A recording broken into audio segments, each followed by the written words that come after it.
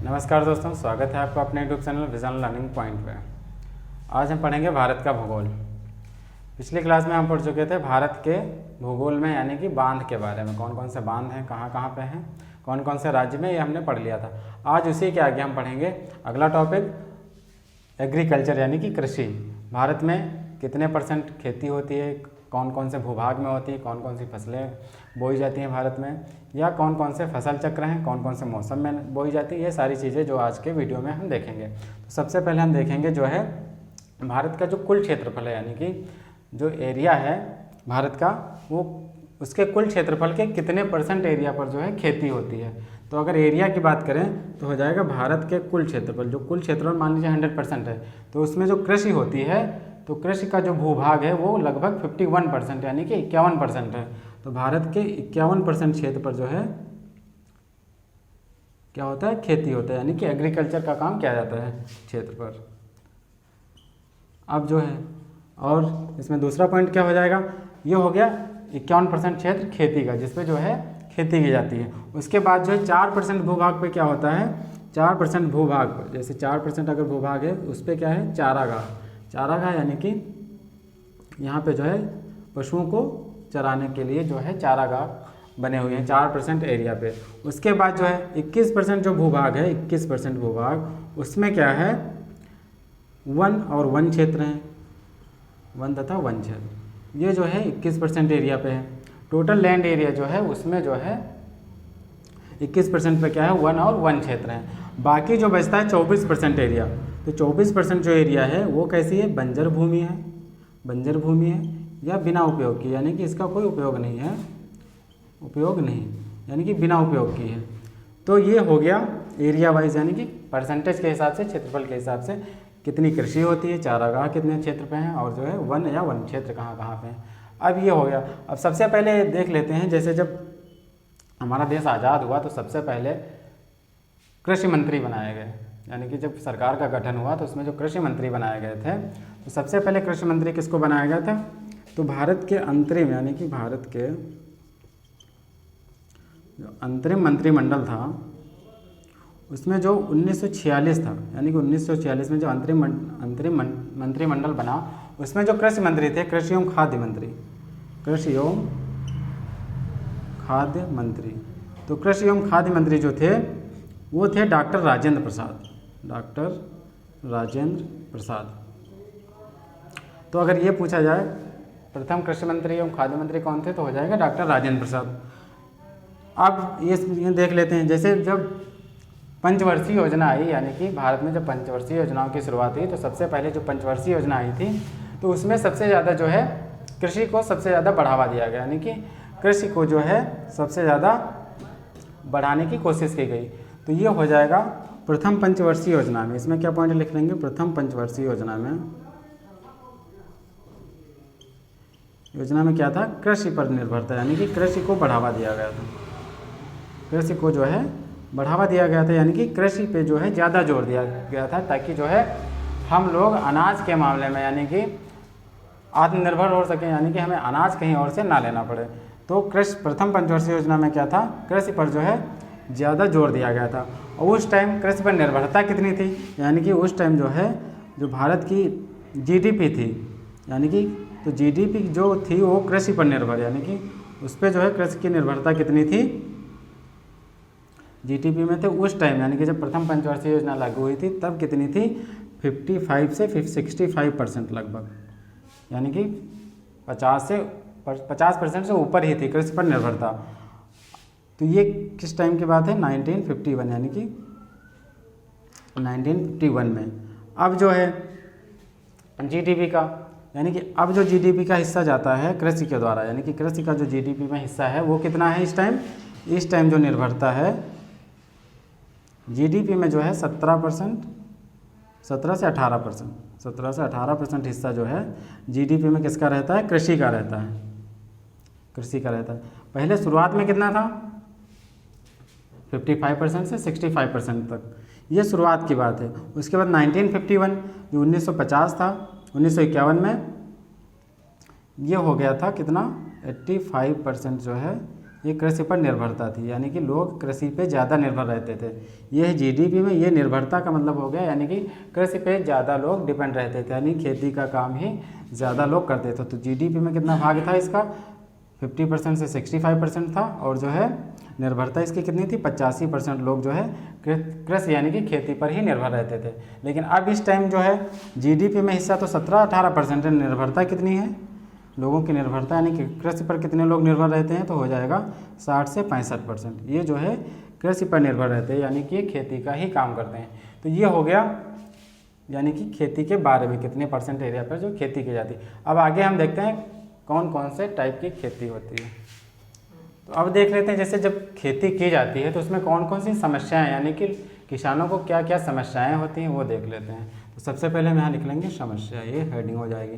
कौन कौन सी problem face करनी पड़ती है किसानों को, तो सबसे पहले हो जाएगा यानी कि जो किसान होते हैं, ज़्यादातर किसान क्या होते हैं, मानसून पर निर्भर रहते हैं, यानी कि जब मानसून आएगा, बारिश होगी तो जो है उनकी फसल को फ़ायदा होगा। तो इससे क्या होता है, मानसून पर निर्भरता, मानसून पर निर्भरता, क्योंकि पानी का और कोई साधन नहीं उपलब्ध हो पाता है तो वो मानसून पर निर्भर रहते हैं, यानी कि जब मानसून आएगा तब अच्छी बारिश होगी, इससे क्या होगा, उनकी कृषि को क्या होगा, खेत मतलब पानी उपलब्ध हो सकेगा।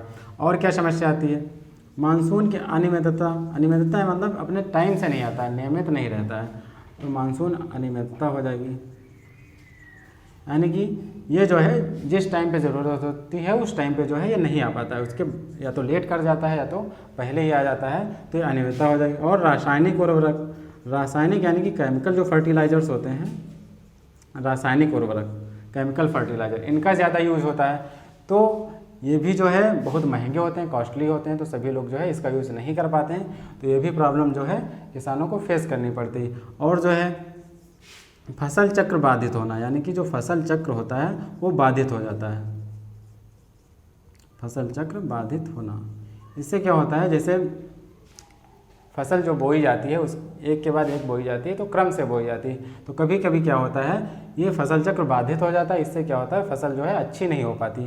तो ये समस्याएं होती हैं कृषि से जुड़ी हुई। अब इसमें आगे हम देखते हैं जो मतलब फसलें होती हैं कितने टाइप्स की होती हैं, टाइप्स देख लेते हैं, कौन कौन से मौसम में बोई जाती हैं ये देख लेते हैं। तो जैसे 3 टाइप की फसलें होती हैं भारत में मुख्यतः, रबी की फसल, खरीफ की फसल और जायद की फसल। तो रबी की फसल कौन सी होती है, कौन से मौसम में बोई जाती है, तो सबसे पहले हम देखते हैं रबी की फसल।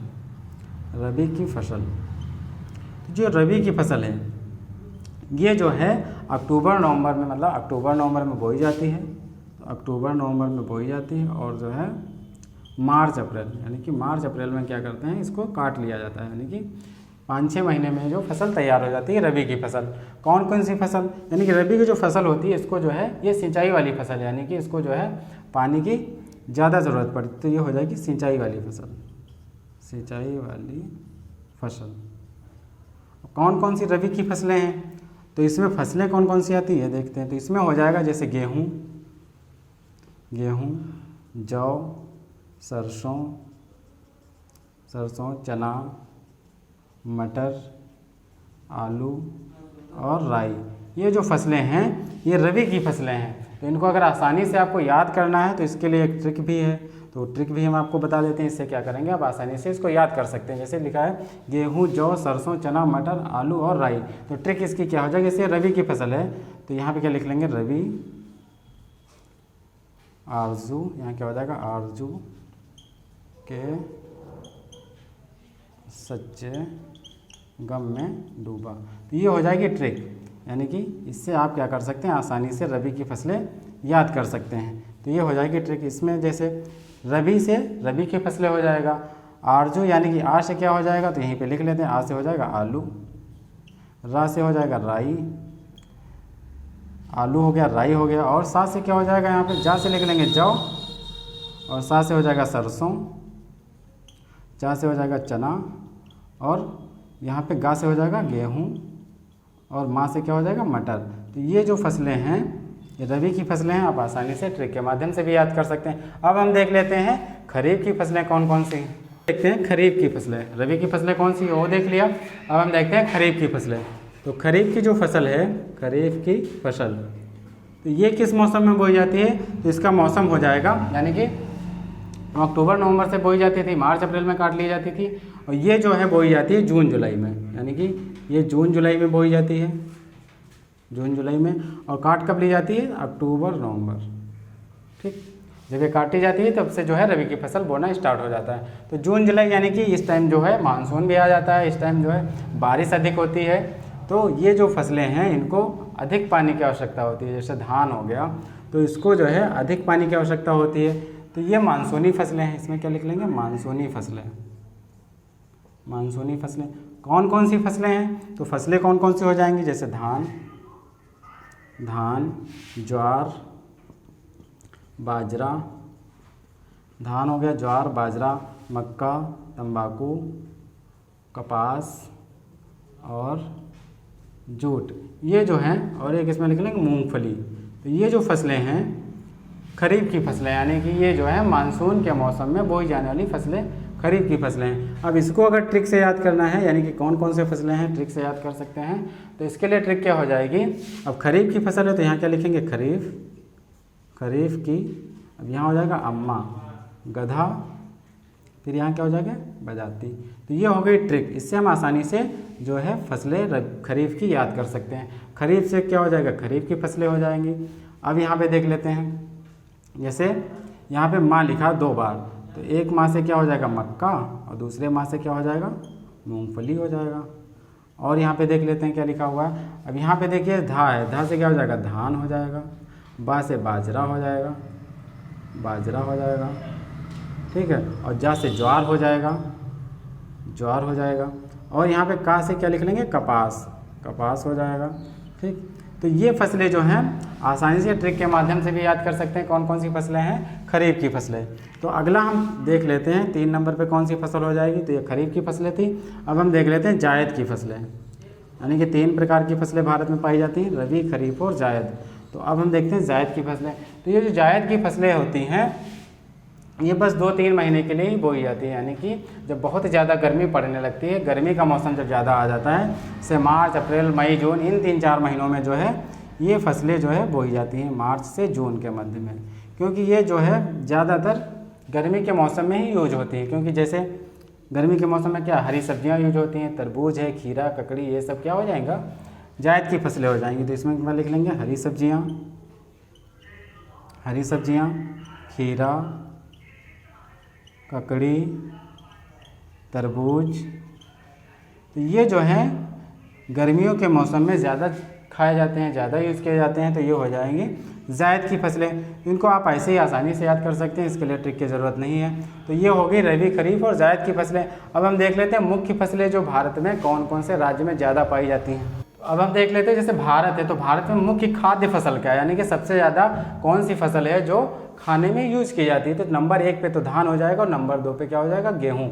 सबसे ज़्यादा यूजेबल कौन सा है अनाज? तो धान हो जाएगा। तो धान सबसे पहले लिख लेंगे धान। तो इसमें क्या लिख लेंगे? मुख्य खाद्य फसल, मुख्य खाद्य फसल। ये जो है नंबर 1 पे सबसे ज़्यादा भारत में धान का यूज होता है, यानी कि चावल सबसे ज़्यादा खाया जाता है, मुख्य खाद्य फसल है। इसका प्रोडक्शन यानी कि सबसे ज़्यादा उत्पादन कहाँ पे होता है? तो अगर कंट्री देखेंगे तो कंट्री क्या हो जाएगी? चाइना। चाइना का फर्स्ट स्थान है, चाइना जो है फर्स्ट नंबर पे है। तो चाइना जो प्रोडक्शन में है ये फर्स्ट नंबर पे है। और सेकंड नंबर पे हमारा क्या है? इंडिया। इंडिया जो है सेकंड नंबर पे है धान उत्पादन में। और जो है राज्य अब देख लेते हैं, स्टेट, यानी कि जो इंडिया के अंदर स्टेट सबसे ज़्यादा कहाँ पे धान होता है? तो सबसे ज़्यादा धान कहाँ पे होता है? पश्चिम बंगाल में, यानी कि वेस्ट बंगाल में सबसे ज़्यादा धान उत्पादन होता है, वेस्ट बंगाल में। उसके बाद सेकंड नंबर किसका है? तो उत्तर प्रदेश का। सेकंड नंबर पे सबसे ज़्यादा उत्पादन धान का उत्तर प्रदेश में होगा। फर्स्ट नंबर पूछेगा तो पश्चिम बंगाल हो जाएगा। और थर्ड नंबर पे क्या हो जाएगा? आंध्र प्रदेश। थर्ड नंबर पे आंध्र प्रदेश। लेकिन जो है इसमें एक चीज़ याद रखेंगे, जैसे अगर पूछ ले पर हेक्टेयर, यानी कि पर हेक्टेयर, इसका मतलब जो है ज़मीन के हिसाब से देखा जाए, लैंड के हिसाब से, तो सबसे ज़्यादा उत्पादन कहाँ पे होता है? तो सबसे ज़्यादा उत्पादन कहाँ पे होगा?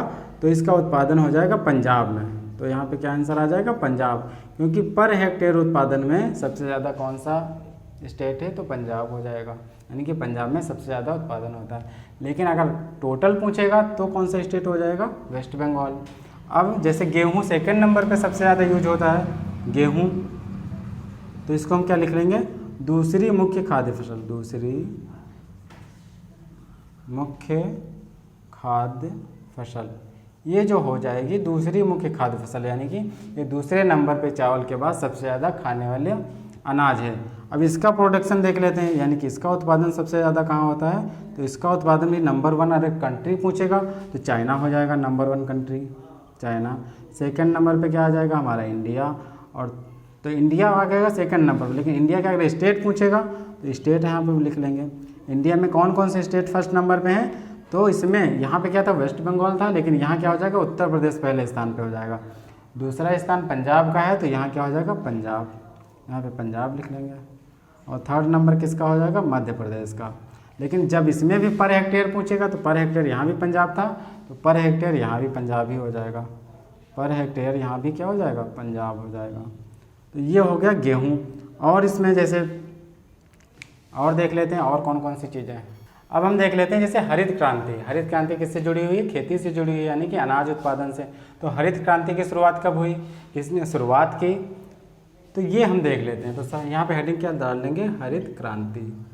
तो हरित क्रांति के अगर जनक पूछे, यानी कि जनक कौन इसके जनक हैं, तो अगर वर्ल्ड में पूछे जनक, वर्ल्ड में यानी कि विश्व के कौन से जनक हैं, तो इसके जनक हो जाएंगे, विश्व में अगर लिखेंगे तो ये हो जाएंगे William God, William God.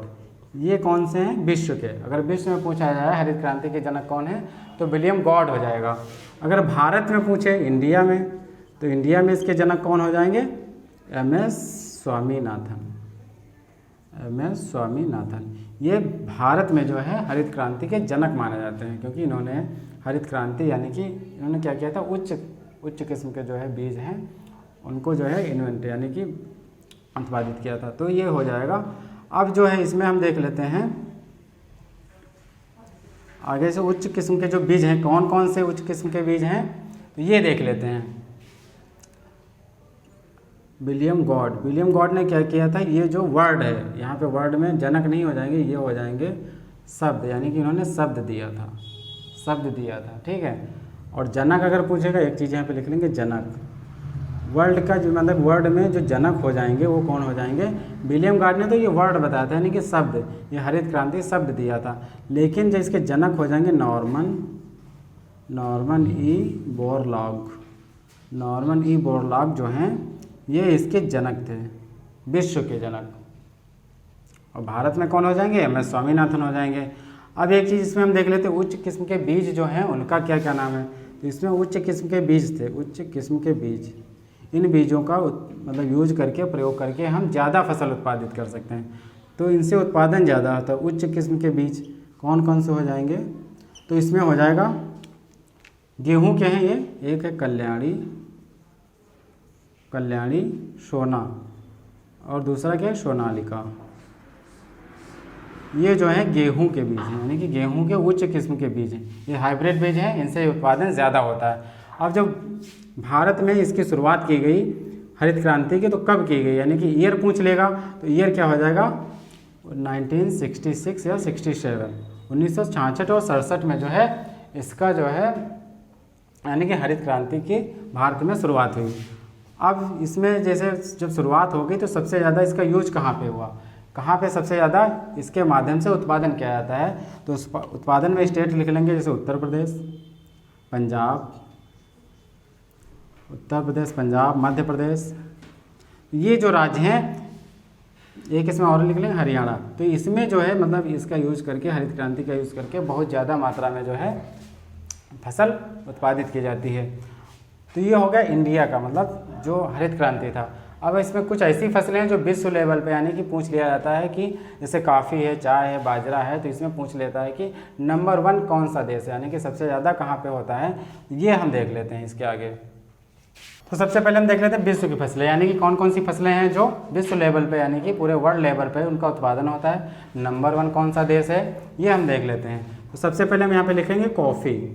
Coffee का सबसे ज़्यादा उत्पादन कहाँ पे होता है, तो इसमें हम क्या लिखेंगे, ब्राज़ील में सबसे ज़्यादा उत्पादन किसका होता है, कॉफ़ी का। अब जो ब्राज़ील है, यहाँ पे इसके जो कॉफ़ी के बागान हैं, यानी कि जो यहाँ पे बड़े बड़े से बागान हैं कॉफ़ी के, तो उसको क्या कहा जाता है, उसको फजेंडा कहा जाता है, फजेंडा। ये क्वेश्चन कई बार पूछा जा चुका है पेपर में, तो पूछा भी जा सकता है कि कॉफ़ी के जो बागान हैं उनको क्या कहा जाता है, तो फजेंडा बोलेंगे। उसके बाद जो है भारत में जो है कॉफ़ी का उत्पादन कहाँ होता है, तो इसमें हो जाएगा केरल और कर्नाटक। इन दो राज्यों में जो है कॉफ़ी का उत्पादन होता है, केरल और कर्नाटक में। अब नंबर 2 अगली फसल हम देख लेते हैं, इससे चाय। तो चाय उत्पादन में सबसे बड़ा मतलब सबसे ज़्यादा उत्पादन कहाँ होता है, कौन सा कंट्री है, तो नंबर 1 पे क्या हो जाएगा, चाइना यानी कि चीन। इसका जो पोजीशन है ये नंबर 1 पे है। और सेकेंड पोजीशन अगर भारत में पूछे असम, तो भारत में क्या हो जाएगा, असम। असम में जो है नंबर 1 पे उत्पादन होता है और पश्चिम बंगाल नंबर 2 पे। ये भारत में हो जाएंगे यानी कि इंडिया के हो जाएंगे। और वर्ल्ड में पूछ लेगा नंबर 1 कौन सा है, तो चीन हो जाएगा। अब अगली फसल हम देख लेते हैं, जैसे बाजरा। बाजरा का सबसे ज़्यादा उत्पादन कहाँ होता है, बाजरा। उसके बाद हम देखेंगे मक्का। तो पहले बाजरा देख लेते हैं। तो बाजरा का सबसे ज़्यादा उत्पादन कहाँ पे होता है, तो ये होता है नाइजीरिया में। कौन सा देश हो जाएगा, नाइजीरिया। नाइजीरिया में जो है बाजरा का सबसे ज़्यादा उत्पादन होता है। और जो है भारत में अगर पूछे तो सबसे ज़्यादा उत्पादन कहाँ होता है, राजस्थान में। ये भारत का हो जाएगा यानी कि इंडिया में सबसे ज़्यादा उत्पादन राजस्थान हो जाएगा। वर्ल्ड लेवल पे सबसे ज़्यादा पूछेगा तो नाइजीरिया हो जाएगा। अब देखते हैं अगला हो जाएगा मक्का। तो मक्का का सबसे ज़्यादा उत्पादन कहाँ होता है, तो मक्का का सबसे ज़्यादा उत्पादन कहाँ पे हो जाएगा, USA यानी कि यूनाइटेड स्टेट ऑफ अमेरिका।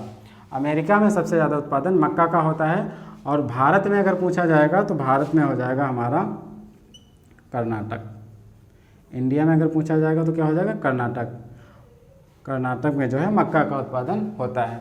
अगली फसल क्या हो जाएगी, नंबर 5 पे देख लेते हैं, गन्ना सबसे ज़्यादा उत्पादन कहाँ पे होता है, तो अगर देश देखेंगे तो ब्राज़ील हो जाएगा। ब्राज़ील नंबर 1 पे गन्ना उत्पादन पे नंबर 1 है ब्राज़ील। और भारत में पूछा जाएगा तो उत्तर प्रदेश नंबर 1 है गन्ना उत्पादन में, यानी कि यहाँ पे सबसे ज़्यादा गन्ना उत्पादन होता है। लेकिन अगर एक चीज़ पूछ ले, जैसे गन्ना उत्पादन तो उत्तर प्रदेश में होता है, अगर पूछ ले चीनी सबसे ज़्यादा कहाँ पर उत्पादित होती है, तो चीनी में हो जाएगा महाराष्ट्र। चीनी कहाँ हो जाएगा, महाराष्ट्र। चीनी सबसे ज़्यादा जो महाराष्ट्र में उत्पादित होती है।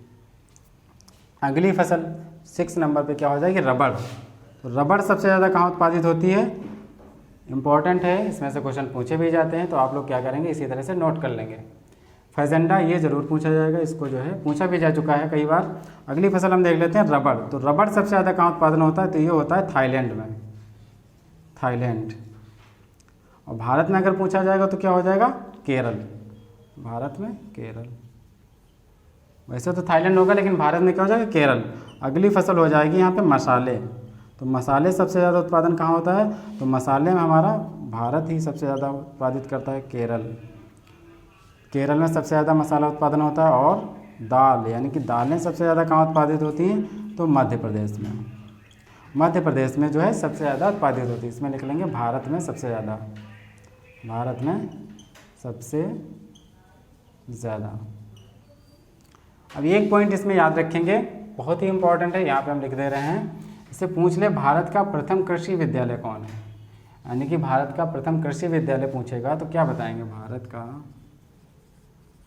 प्रथम कृषि विद्यालय। तो भारत का प्रथम कृषि विद्यालय क्या हो जाएगा, जीबी पंत यूनिवर्सिटी। ये यूनिवर्सिटी है GB Pant university. GB Pant जो यूनिवर्सिटी है ये भारत की प्रथम कृषि विश्वविद्यालय, यानी कि अब ये है कहाँ पे, इसकी स्थापना कब हुई थी, इसकी स्थापना हुई थी 1960 में उत्तर प्रदेश में, ये जो है इसकी स्थापना हुई थी। तो प्रेजेंट टाइम में उत्तर प्रदेश में तो स्थापना हुई थी, लेकिन इससे क्या हुआ, उत्तराखंड जब अलग हो गया तो प्रेजेंट टाइम में ये कहाँ पे है, उत्तराखंड में। प्रेजेंट टाइम पे कहाँ पे हो जाएगा, उत्तराखंड। इसमें हम क्या लिख लेंगे, उत्तराखंड। तो ये रहा कृषि से रिलेटेड जितने भी जानकारी थी, सारी जानकारी हमने इस वीडियो में आपको दे दी। इसमें से 1-2 क्वेश्चन पूछे भी जा सकते हैं, कई बार पूछे भी गए हैं, जैसे ये वाला क्वेश्चन कई बार पूछा गया है। तो वीडियो कैसा लगा ज़रूर बताएंगे, 1-2 बार रिवाइज कर लेंगे, आसानी से याद हो जाएगा। धन्यवाद।